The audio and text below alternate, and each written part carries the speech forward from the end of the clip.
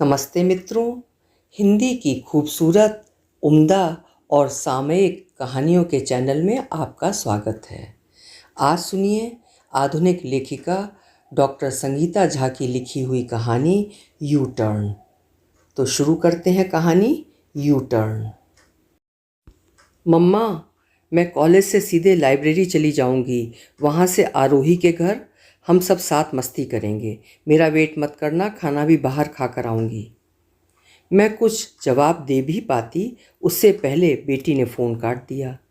फिर घंटी बजी तो बेटे का फ़ोन था। मॉम, स्वीट मॉम, मैं वेणु के घर पर हूँ, लंबा प्रोग्राम है, दरवाज़ा खुला रखना, आके बात करता हूँ, ठीक। आज पहला दिन था लॉकडाउन में ढील का। दोनों आधे घंटे में आने को कहकर घर से निकले थे।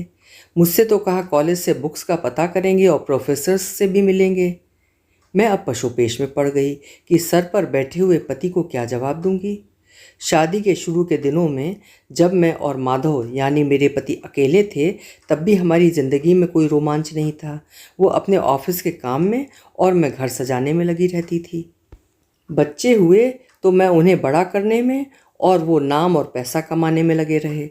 पता नहीं ये सबकी कहानी थी या मेरे साथ ही ऐसा था।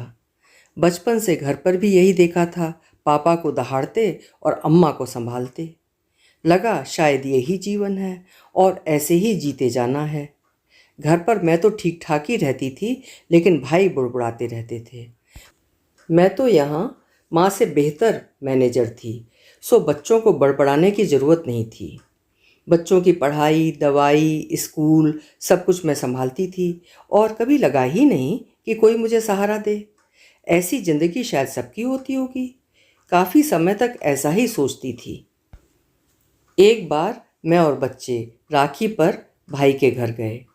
वहाँ देखा भाई को भाभी के साथ मिलकर घर के सारे कामों में हाथ बटाते, मसलन बच्चों को नहलाना, उनके कपड़े बदलना, कपड़े फोल्ड कर देना आदि।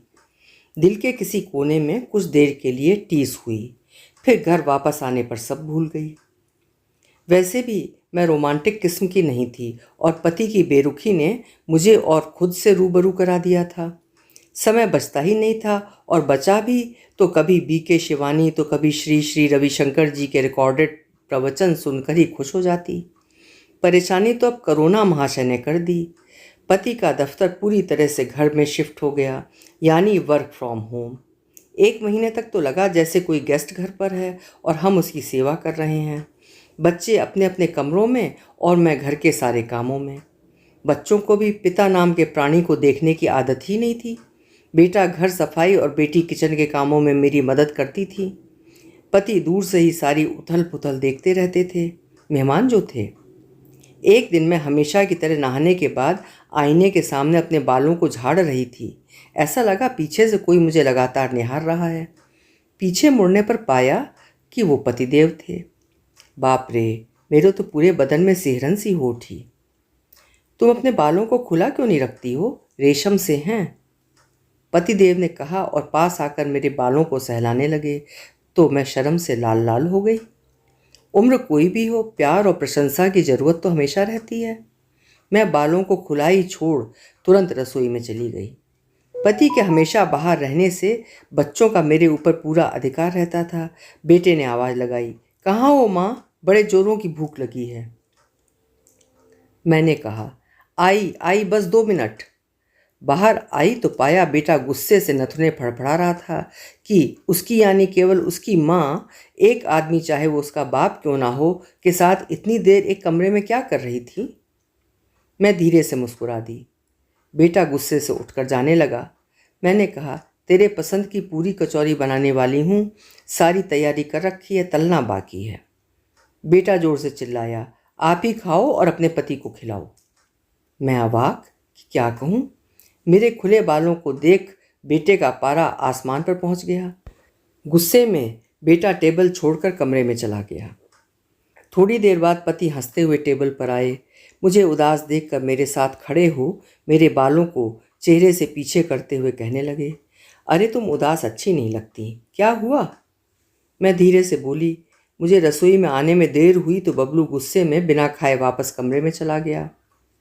पति कहते हैं, अभी तक बबलू बबली ही करती आई हो, मेरा भी कुछ ख्याल करो। तुम्हारी कचौड़ी की खुशबू ने मुझे पागल कर दिया है। ऐसा कह पति ने धीरे से आंख मार दी। मैंने डर कर इधर उधर देखा, कहीं बबलू या बबली तो नहीं देख रहे। अरे सोच क्या रही हो, जल्दी दो, पेट में चूहे कूद रहे हैं, पति कहते हैं। इसके बाद तो लॉकडाउन में इश्क शुरू हो गया। बच्चे पहले तो चिढ़ते थे, पर धीरे धीरे माँ बाप के इश्क की आदत सी हो गई। मुझे भी सब कुछ अच्छा लग रहा था। एक दिन तो गजब हो गया, जब बबली किसी काम से मेरे कमरे में आई और अलमारी खोलने पर उससे एक कंडोम नीचे गिरा। मैं तुरंत उसे पैरों से रौंद छिपाने में लग गई। बेटी ने घृणा की नज़रों से मुझे ऐसे देखा मानो मैं कोई देह व्यापार कर रही हूँ, मानो कह रही हो, माँ ऐसा करते शर्म नहीं आती। अब तक की सारी ज़िंदगी बच्चों की माँ बन के गुजार दी। बच्चों ने हमें कभी हाथ पकड़े भी नहीं पाया, और यहाँ अधेड़ उम्र का इश्क। लॉकडाउन में बच्चे भी घर पर थे, वो भी पूरे समय थे। माँ बाप का इश्क उनसे देखा नहीं जा रहा था, और पति को अब किसी की परवाह नहीं थी। मैं ठहरी मूर्ख, इतने दिनों की प्यासी रेत सी इश्क की बारिश में सुध-बुध खो भीगते जा रही थी। काश जीवन यहीं थम जाता, पर ऐसा होता कहाँ है। मेरा ये इश्क ऊपर वाले को भी नहीं भाया। पति कहाँ तो मेरे साथ में बर्तन भी धुलवाने लगे थे, रात को सबके खाने के बाद टेबल भी साफ करने में मेरी मदद करते थे। जो कुछ जवानी में नहीं हुआ वो अब हो रहा था। कभी तकिए से लड़ाई तो कभी पानी डालकर गीला करना। बच्चे मुझसे दूर जा रहे थे, लॉकडाउन की मजबूरी से घर पर थे, लेकिन मुझे कहाँ मालूम था ये इश्क भी लॉकडाउन तक ही सीमित था। जैसे ही लॉकडाउन ख़त्म हुआ, मेरी ज़िंदगी ने फिर यू टर्न ले लिया। मेरी हालत तो पुनः मुश्को भव जैसी हो गई। पति ने अपना ऑफिस का बैग उठा लिया और मुंह पर ऑफिसर का लबादा ओढ़ लिया। पहले बच्चे मुझसे चिपके रहते थे, अब उन्होंने भी मुझसे अलग अपनी खुशियाँ ढूंढ ली थीं।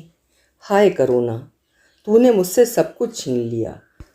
ना माया मिली, ना राम।